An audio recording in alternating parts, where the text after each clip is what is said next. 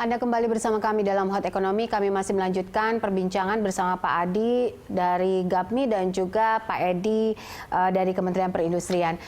Pak Adi, tadi kan disebutkan juga persoalannya adalah soal impor bahan baku yang masih juga menjadi satu tantangan lah untuk kita di Indonesia ini.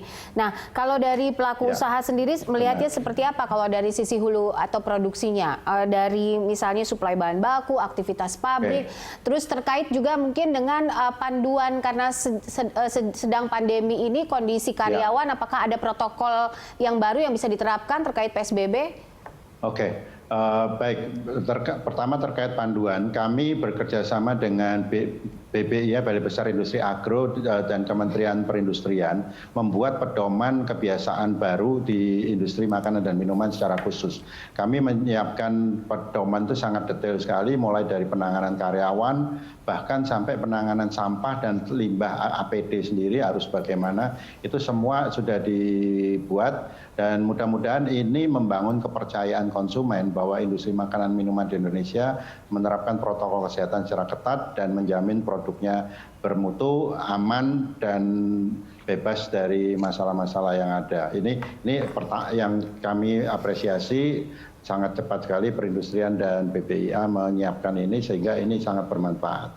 Kemudian terkait dengan bahan baku yang tadi disinggung oleh Pak Edi, memang kami melihat bahwa ini permasalahan utama di industri makanan minuman karena banyak bahan baku kita yang masih tergantung impor. Nah, kita perlu kebijakan pemerintah yang terpadu, Mbak Popi. Karena ini yang kita harapkan adalah pada saat pemerintah perindustrian itu meluncing bersama Presiden Jokowi meluncing Making Indonesia 4.0, harapan kami adalah sinkronisasi kebijakan itu sangat jelas dari hulu ke hilir. Nah, kenyataannya banyak sekali kebijakan kita yang tidak jelas sehingga pada saat hilir ini didorong untuk maju, industrinya maju, tapi hulunya tidak disiapkan bahan bakunya. Ini banyak sekali pengalaman kami seperti itu sehingga kami membutuhkan semakin banyak bahan baku yang ujung-ujungnya harus impor, tidak tersedia di dalam negeri. Dan juga kesulitan kami sebagian bahan baku ada yang masih terhambat belum mendapatkan persetujuan. Ini yang kadang-kadang kami sangat berharap pemerintah sinkron karena perindustrian sudah memberikan rekomendasi tapi kementerian lain belum memberikan izin. Nah, ini yang kami harapkan bisa segera diatasi. Sinkronisasi kebijakan hulu hilir sangat penting bagi menumbuhkan industri termasuk industri makanan dan minuman yang masih banyak tergantung impor. Dan tentunya kami juga berharap untuk jangka menengah panjang sektor hulu ini harus diperhatikan. Kalau hilir harus satu komando, hilir ini apa yang ditumbuhkan, hulu ini harus mengikuti seperti itu. Kalau kita mau menganggap bahwa industri ini sebagai lokomotif pertumbuhan ekonomi. Sejauh ini apakah tidak satu komando, Pak Adi? Ada beberapa yang tidak sinkron. Ini yang mungkin nanti Pak Edi yang bisa mana Pak Adi juga. Yang tidak sinkron? Karena kalau kami di perindustrian sebagai apa namanya orang tua kami lah. Kalau perindustrian orang tua kami yang membina industri sangat support sekali. Dan salah satu contoh yang tadi disampaikan oleh Pak Edi, dulu kita ekspor biji kakao sangat banyak. Kemudian ada hilirisasi industri kakao sehingga industri kakao dalam negeri meningkat dari 70.000 ton kapasitas menjadi 700.000 ton. Tapi di hulunya tidak disiapkan. Ujung-ujungnya kami harus import sekarang hampir 300.000 ton bahan baku kakao karena produksi kakao turun dari 900.000 sekarang tinggal 400 ribuan. Nah, seperti itu, Mbak. Jadi kebutuhan kami mau tidak mau import. Ini yang salah satu contoh yang sangat bagus sekali untuk sebagai percontohan bahwa tidak sinkronnya hulu hilir menyebabkan kita harus impor. Susu juga demikian. Untuk mendapatkan izin impor susu itu sangat panjang sekali rantainya, bahkan sampai butuh waktu hampir 2 bulan untuk mendapatkan izin importnya. Padahal hampir 80% bahan baku susu ini dari import. Kita sudah menyerap 20% lebih dari lokal. Sekarang juga kami mengalami masalah jagung. Jagung ini kekurangan untuk bahan baku jagung untuk yang food grade, yang pangan. Karena persyaratan ketat mulai dari persyaratan aflatoksin dan lain sebagainya.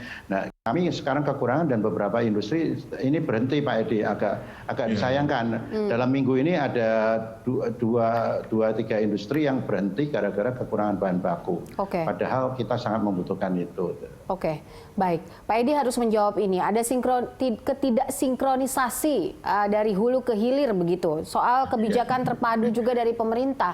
Apakah saat ini koordinasi antar kementerian lembaga sudah dibangun dengan baik sehingga jangan sampai merugikan pelaku usaha?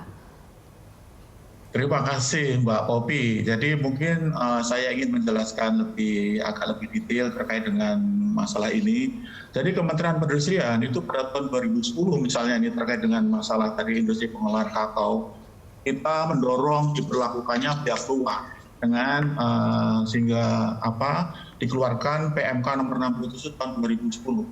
Dengan dikeluarkannya biaya keluar ini, industri multinational company dari luar banyak yang masuk ke Indonesia.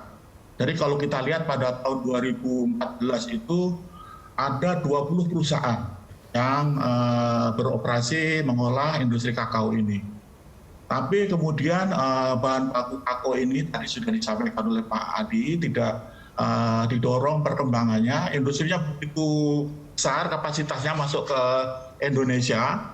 Saat ini kita punya kapasitas untuk kakao itu 800 ribuan ton per tahun. Sementara suplai bahan bakunya relatif kecil dari dalam negeri. Bahkan di tahun 2019 itu hanya 196 ribu Pak Adi, itu hanya 46% saja. Jadi akibat dari kebijakan ini di mana tidak diikuti dengan pengembangan hulunya, itu pada tahun 2016 itu banyak industri yang tidak bisa terus beroperasi. Karena dengan keterbatasan bahan baku, utilisasi kapasitas itu di bawah 50%. Tapi kalau kita lihat pada tahun 2014 itu hanya 45% Pak utilisasi kapasitas. Kemudian di 2015 juga sekitar 48%. Jadi banyak industri yang tidak kuat untuk beroperasi di level utilisasi kapasitas seperti itu, sehingga 8 perusahaan Pak itu menghentikan produksinya. Karena itu betul sekali yang disampaikan oleh Pak Adi tadi, perlunya sinkronisasi antara hulu hilir, gimana di hilirnya kalau kita mendorong suatu industri, misalnya industri pengolahan kakao ini, kemudian tentunya dari hilirnya gerakan-gerakan untuk mendorong masyarakat melakukan penanaman, mengimbangi peluang peluang ekonomi sebenarnya yang tumbuh akibat berkembangnya industri ini tentunya perlu kita tumbuhkan. Jadi kalau saat ini Pak Adi itu hampir 55% Pak bahan baku kakao itu masih diimpor. Lebih dari sekitar 235 ribu Pak tahun 2019. Jadi ini luar biasa. Ini kalau ini peluang ini bisa diambil oleh masyarakat, ini luar biasa. Dan mungkin sedikit berita yang cukup baik yang perlu kami sampaikan di sini. Jadi ada salah satu multinational company Pak yang kemarin menghadap Pak Dirjen, kita akan berupaya.